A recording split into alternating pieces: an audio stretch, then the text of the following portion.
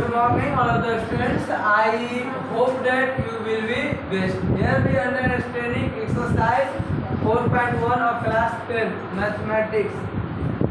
हम लोग एक पढ़ लिए थे 2 नंबर क्वेश्चन जानेंगे। जो बच्चे नए हैं वह प्रीवियस वीडियो देखकर एक को कंप्लीट कीजिए। 2 नंबर का आता है एक आयताकार भूखंड यानी भूमि के खंड को भूखंड कहते हैं। यानी कि आपके पास जो जमीन है वो टुकड़ा है यानी खंड है, भूमि के खंड है का क्षेत्रफल कितना है 528 मीटर स्क्वायर यानी आयताकार है तो उसमें लंबाई और चौड़ाई होगी। क्षेत्र की लंबाई चौड़ाई से दुगुना से एक अधिक है यानी कि लंबाई जो है चौड़ाई अगर 2 है तो उसके दुगुना 4 एक अधिक यानी 5। चौड़ाई 2 है तो लंबाई क्या होगा 2 दूना 4 प्लस 1 यानी 5। तो हमें भूखंड की लंबाई और चौड़ाई ज्ञात करनी है। भूखंड की लंबाई और चौड़ाई ज्ञात करना है। लेकिन 2 नंबर क्वेश्चन कहता है सिर्फ उसको उसी यानी द्विघात समीकरण के रूप में व्यक्त करना है। लेकिन क्वेश्चन में कहता है उसका लंबाई और चौड़ाई भी ज्ञात करें। तो सबसे पहले मान लेंगे माना कि ये तो अति है द्विघात समीकरण है चौड़ एक होगा। माना कि आयताकार भूखंड का चौड़ाई कितना है x मान लेते हैं x मीटर। इसलिए आयताकार भूखंड का लंबाई क्या होगा लंबाई जो कहता है चौड़ाई से एक अधिक है। अगर चौड़ाई अगर मान लीजिए 2 रहता तो लंबाई क्या होगा 2 गुने 2 यानी दुगुना से एक अधिक यानी जोड़ देंगे यानी 2 दूना 4 1 5। अगर चौड़ाई अगर 5 रहता तो लंबाई क्या होगा दुगुना तो 5 गुने 2 और प्लस एक अधिक 1 यानी 10 मिलेगा। वैसा ही अगर चौड़ाई x है तो लंबाई क्या होगा दुगुना तो x गुने 2 और प्लस 1 यानी 2 गुने x 2x प्लस 1। समझ गए। तो लंबाई जो है चौड़ाई से दुगुना से एक अधिक है। प्रश्न से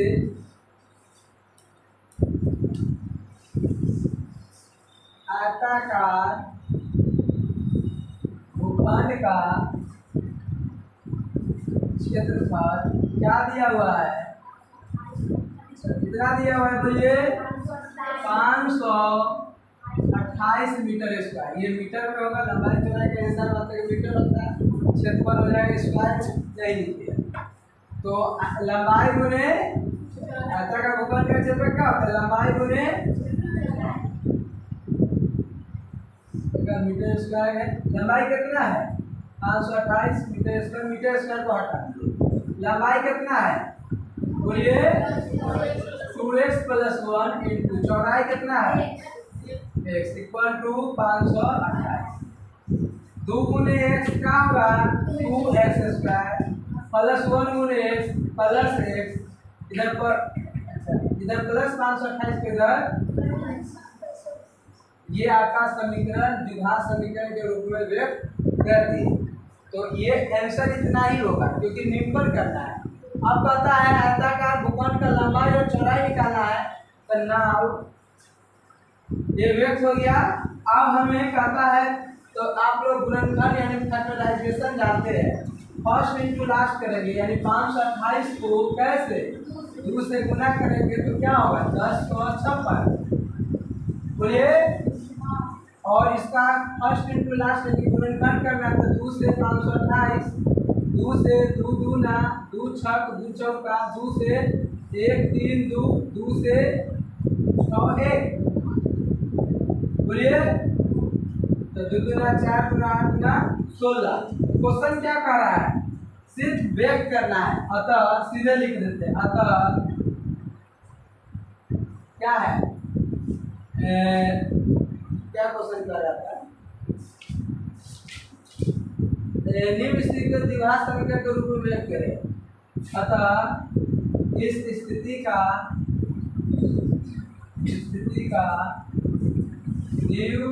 द्विघात समीकरण रूप विकर्ण क्या है 2x² plus x minus 528 equal to. अगर इसको कहेगा लंबाई चौड़ाई निकालने के लिए तो इसको हम लोग पुनः क्या करेंगे फैक्टराइजेशन करेंगे। चलिए इसको लिखिए पहले क्वेश्चन जो का है उसकी।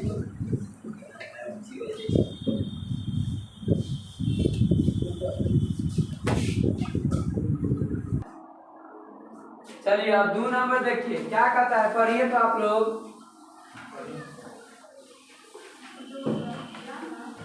पढ़ो ना।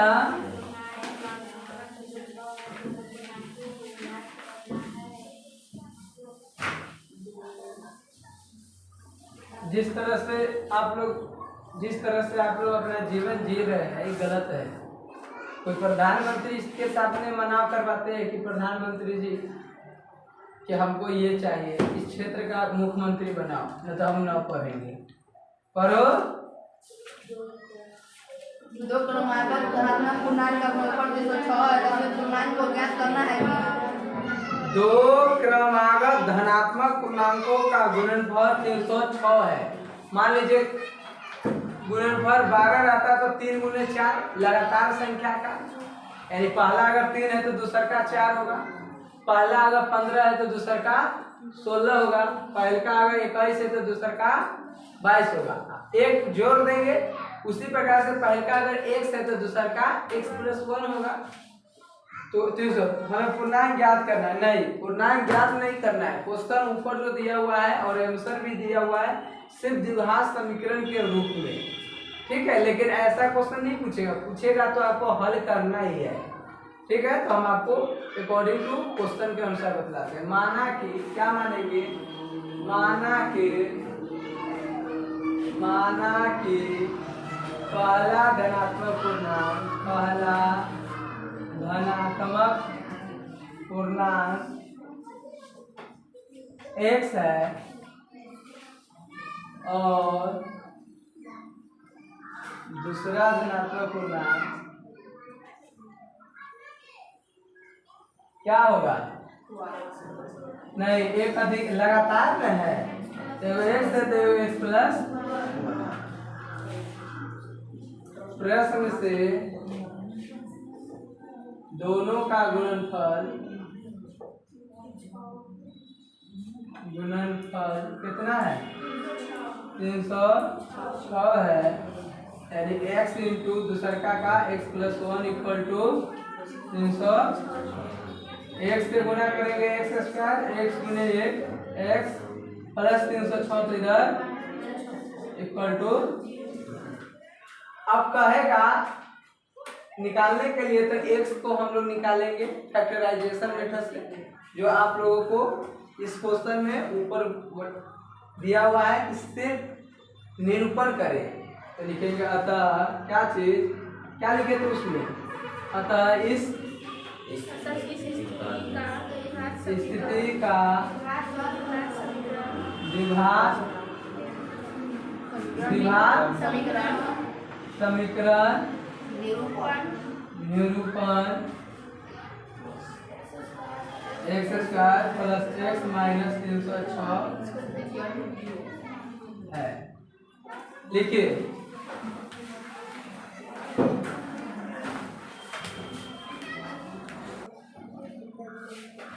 चलिए अब 3 नंबर क्वेश्चन पढ़िए आप लोग। पढ़िए तो कहता है रोहन की माँ उससे 26 वर्ष बड़ी है। वास्तविक बात है, माँ बड़ी होती है अपना पुत्र या पुत्री से, सही बात।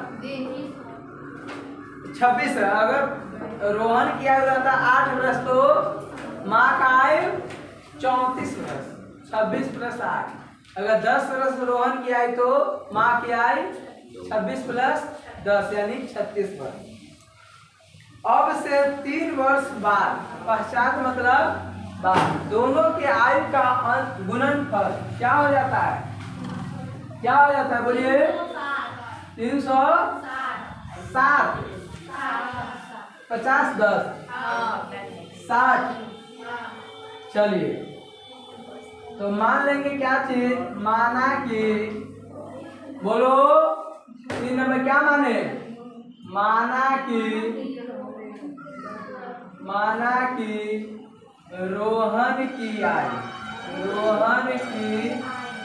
आयु बराबर x वर्ष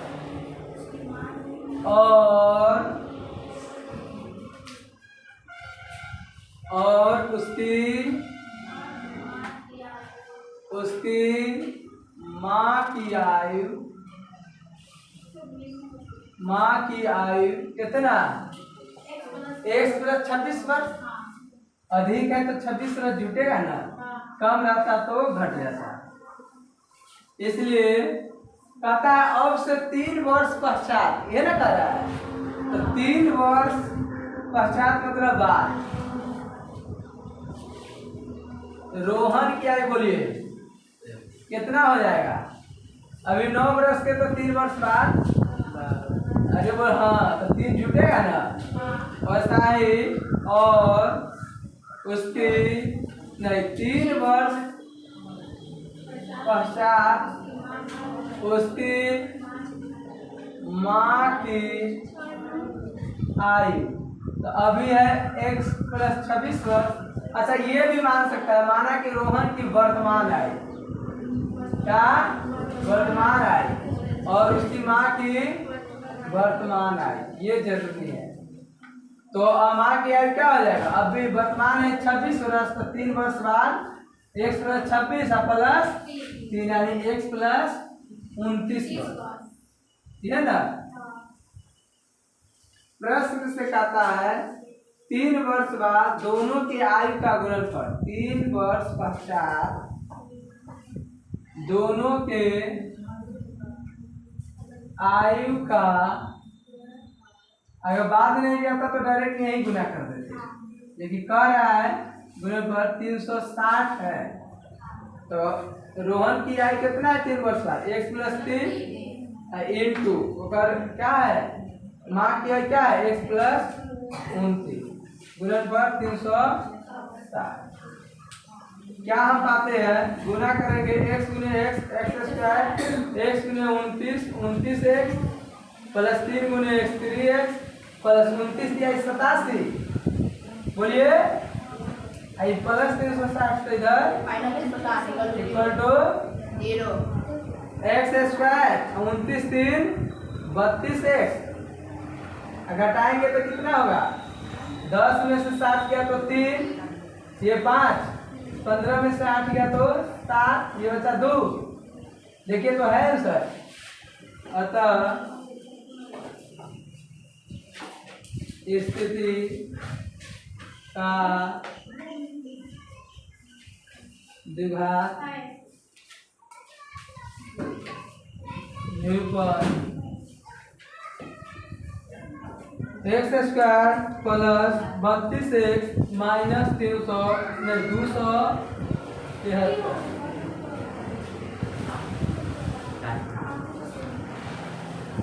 लिखिए, लिखो रे बुआ, लिखा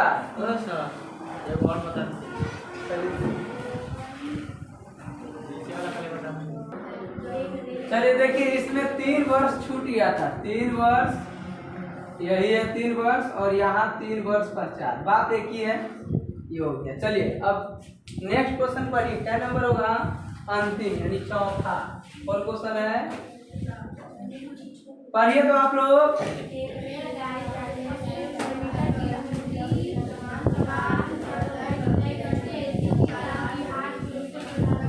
एक रेलगाड़ी 480 किलोमीटर की दूरी चाल से चलती है। यदि चाल 8 किलोमीटर घंटा पर कम होती है तो वह दूरी को तय करने में 3 घंटे अधिक लगती है। चलिए आप लोग एक रेलगाड़ी की चाल ज्ञात करनी है। दूरी बराबर चाल गुने समय, चाल बराबर दूरी बटे समय, समय बराबर दूरी बटे चाल। तो यहाँ पर रेलगाड़ी की जो है ना चाल मानना है, तो माना कि रेल गाड़ी की चाल कितना x किलोमीटर पर घंटा, इसलिए समय बराबर दूरी बटे 4 दूरी कितना तय करता है 480 किलोमीटर। कितना 4 से बोलो दूरी कितना है 480 किलोमीटर। 4 कितना माने हुए है यानी कितने घंटा लगेगा इस दूरी को तय करने में उसको कितना समय लगता है कितने घंटे 480 बटे x घंटा। कहता है प्रश्न से यदि चाल को x किलोमीटर पर घंटा कम कर दे यानी चाल में 8 किलोमीटर पर घंटा कम हो जाती है। कहता है यदि रेलगाड़ी की चाल 8 किलोमीटर कम हो जाए तो उसमें समय बढ़ेगा कि घटेगा। जैसे यहाँ से वहां जाना है तो चाल कम कीजिएगा तो समय क्या होगा लगेगा ज्यादा तो चाल कम कर देता है कितना तो x माइनस 8।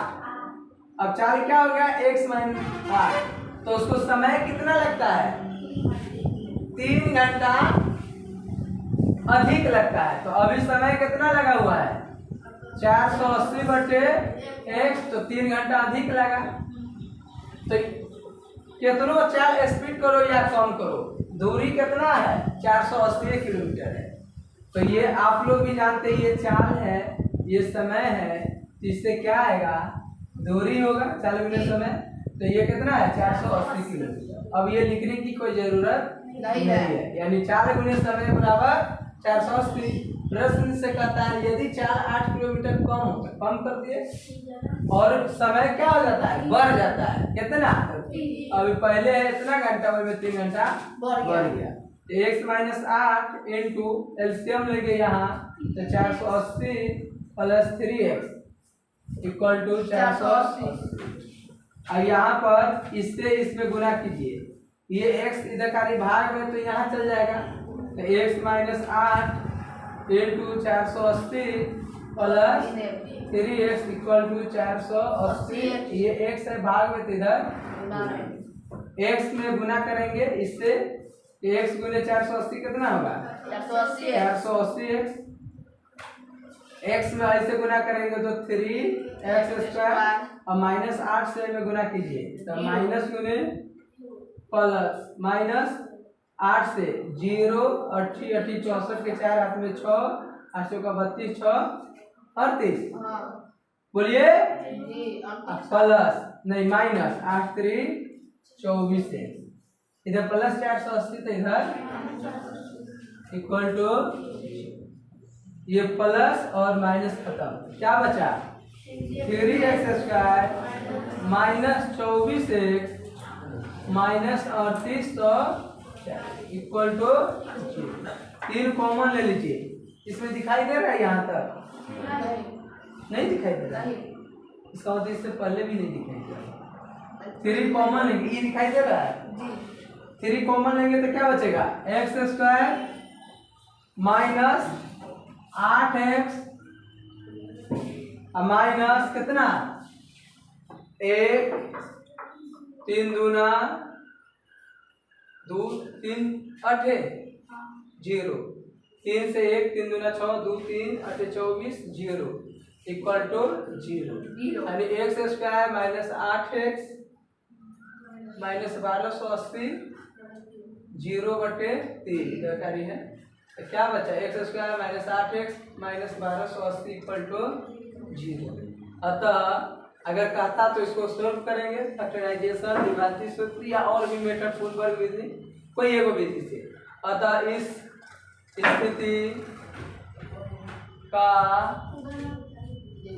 स्थिति का द्विघात ये नहीं दिखाई दे रहा है इधर ये दिखाई दे रहा है जी स्थिति का द्विघात